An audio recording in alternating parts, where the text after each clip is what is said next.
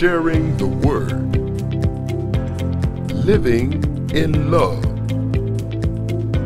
walking by faith. Word of Faith presents 30 Days of Prayer. Here's a brief message from our pastor, Reginald L. Walker. Greetings and welcome to day 6 of our 30 Days of Prayer.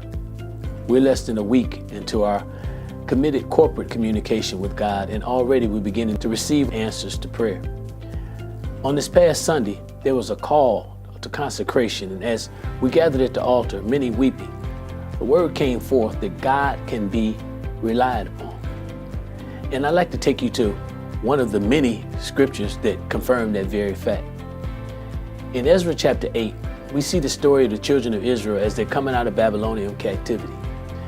And they have received the favor of God from King Artaxerxes to receive all the materials necessary to rebuild the temple in Jerusalem. Beginning in verse 21, it says, "Then I proclaimed a fast there at the river Ahava, that we might afflict ourselves before our God, to seek of him a right way for us and for our little ones, and for all our substance. For I was ashamed to require of the king a band of soldiers and of horsemen to help us against the enemy in the way. Because we had spoken unto the king, saying, The hand of our God is upon all them for good that seek him, but his power and his wrath is against all them that forsake him. So we fasted and besought our God for this, and he was entreated of us."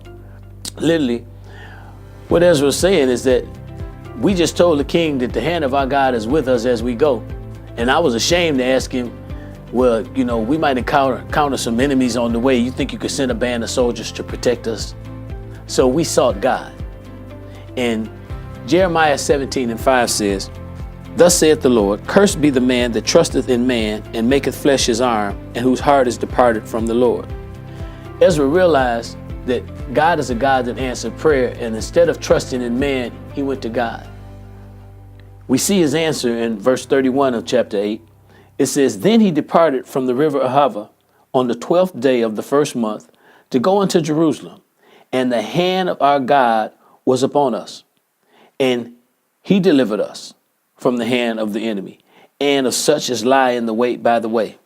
When you find your back against the wall and you don't know what to do, make God your first option and not your last resort, because God answers prayer.